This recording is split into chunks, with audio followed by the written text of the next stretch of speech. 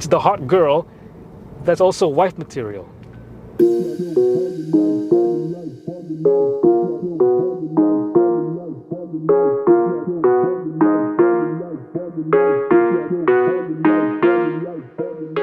This is a car that for a long time now I've wanted to come close to touch, to drive, to cozy up to, but I couldn't because they don't sell it in Malaysia. Since I saw this car for the first time, I thought, wow, that is gorgeous. Look, I think it is a big tragedy that Lexus in Malaysia has pulled the IS line out of the country a few years ago. What was it, in 2016 or 17, around there? Actually, it's about the same time that Audi discontinued the A4 in Malaysia as well, and that is sad, but it won't be keeping me up at night. But the loss of this one does. If it were my money, I'd actually take a long, hard look at this car. And forgetting about the 3 Series, the C-Class, the Volvo S60, I might say no to all those cars for a Lexus. I must be getting old.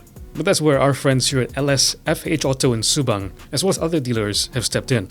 And we want to thank them for letting us have a look at this beauty.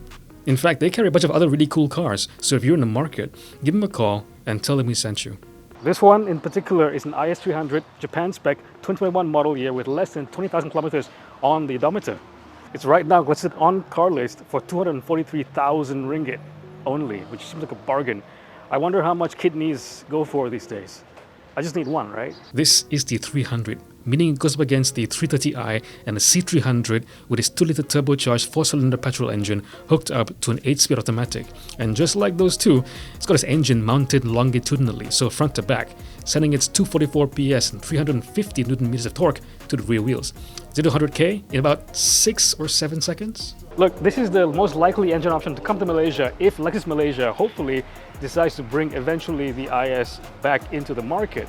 But if you move up the pecking order, guess what? You get a naturally aspirated V6, a 3.5-litre unit, the same one that you get in the older Alfa. There's also a hybrid.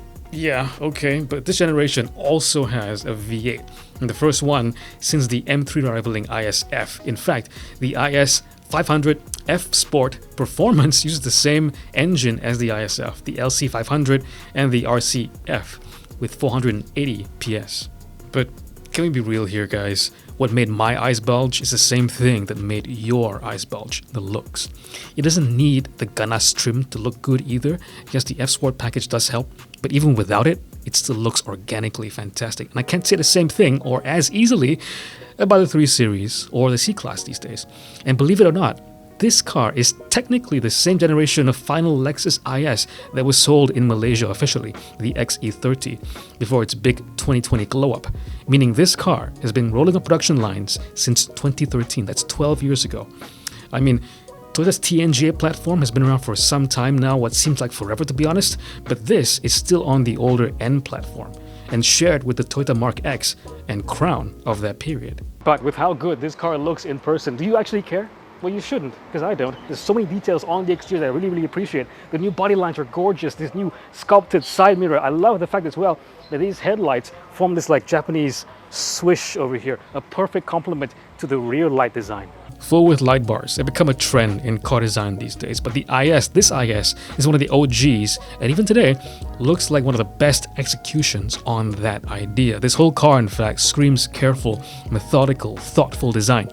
You could even tell the Lexus team, or at least a faction within it, were not really happy with the original XE30, but they didn't just slap together some angles and big wheels and make it sportier. Look closer. You can almost feel the restless knights obsessing over the proposed design. Their trash bins full of scrap paper, iteration after iteration, over and over again. This car has actually been testing around Toyota's test track for a long time before it actually launched in 2020 to hone the handling and the dynamism and also the refinement and comfort. So this car is actually the whole package, or at least that was the engineering intention. But you know what's sexier than all of that? Reliability. That's the thing. In terms of specialness, the only car that I can think about besides this car in the 4-door exec sedan kind of thing category to be more special feeling to sit in to drive than this car, it will be the Alfa Romeo Giulia. There's always a question about reliability. In this, you get the reliability and the looks. It's like the really hot girl, the Alfa, versus the really hot girl that's also wife material, the Lexus. So what can I say about the Lexus IS interior? Well, it isn't as special as the upgrade that they're given to the exterior, because as far as I can tell, this is pretty much the same Lexus IS XE30 interior. This steering wheel is very old style Lexus, and so is this kind of dashboard and interior layout. An analog clock over here is really charming to me, but the fact that it has also a CD player just tells you how, I don't know, old school this car is. I just don't know if they use CDs in 2021, even in Japan. I thought Japan was pretty high tech. Lexus's infotainment game, let's say, isn't quite as it needs to be back then, even 2021, because they still use this touchpad where you move the cursor around like this, but it's really fiddly to use, you know, in normal driving. The things that you do appreciate about Lexus, the fit and finish, the quality, the materials, is all here. It might be a little old school, but there's nothing in here that squeaks. Everything feels tight.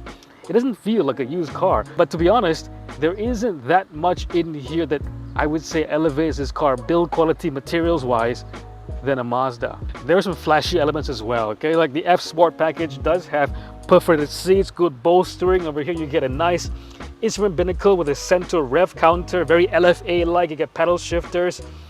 It's a nice place to sit.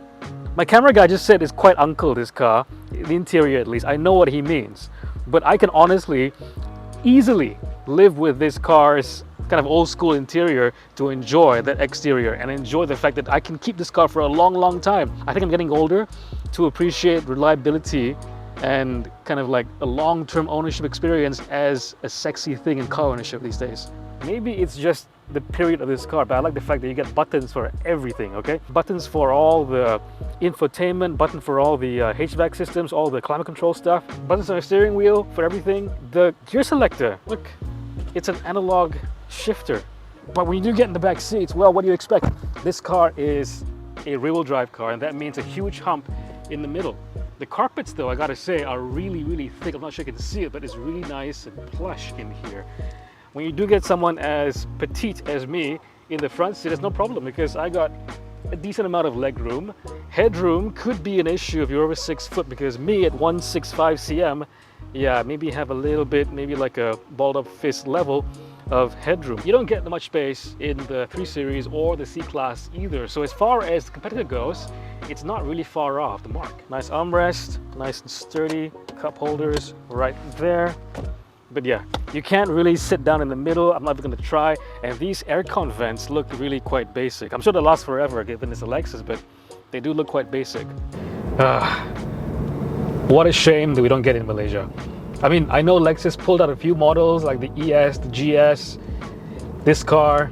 It's a more streamlined lineup, but I think they made a mistake, because this car, the whole niche of people buying four-door saloons will not go away. These days, the four-door saloon is seen as a sporty car, even though last time it was seen as the default option if you're gonna buy like a family car. These days though, the enthusiasts, people who like the sleek look of a four-door sedan, will still buy it. That's why people sell the 3 Series, the C-Class. This car is so good looking, you feel so special in it. And like I said, the reliability is there because it's a Lexus. And that just gives you the assurance it's the hot girl that's also wife material. The ride quality, I don't know how to describe it, but you do feel what surface you're on without it being crashy or busy, despite having, you know, pretty thin sidewalls. It is quiet, it's refined. You do feel like you're in a more sporty car, but you're not giving up any of the comfort or that Lexus feel. It's so refined in here. Either you get an Alfa Giulia to feel this special in a four-door sedan, or there's this. To me, it's kind of a no-brainer. So I've hyped this car up in my head quite a bit actually, and I'm glad to say that it's lived up to expectations. It drives beautifully, it's built beautifully, and it just makes you feel super special when driving it too. The thing is, Lexus, if you're listening, okay, bring this car back. There is a niche, and there's a following for the IS. There is a niche for the four-door exec sedan. It's not like an SUV. It won't sell the same numbers. SUVs are super popular these days. I'm sure you know that. But the thing is, SUV fatigue is also a real thing. Once again, thanks to LSFH Auto in Subang for letting us have a look at this IS 300, and feel free to call them up and take it for a test drive, if it's still available, that is. And all the best to its future owner as well. I'm officially a little bit jealous.